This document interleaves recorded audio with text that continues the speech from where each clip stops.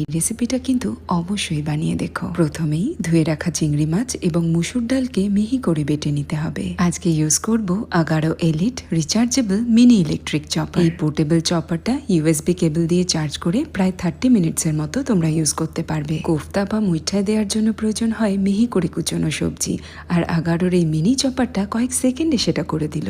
দেখো পেঁয়াজ, রসুন আর কাঁচা লঙ্কাগুলো কি সুন্দর মিহি করে কুচনো হয়েছে। এগুলো দেওয়ার পরে দিয়ে দেব নুন, জিরের গুঁড়ো, হলুদ আর লঙ্কার গুঁড়ো। সবকিছুকে হাতের সাহায্যে ভালো করে মিশিয়ে নিয়ে সর্ষের তেল গরম করে কোফতা, মুইঠা বা বড়ার আকারে ভেজে নিতে হবে। একটু সময় নিয়ে ধৈর্য ধরে কিন্তু এগুলোকে ভাজতে হবে।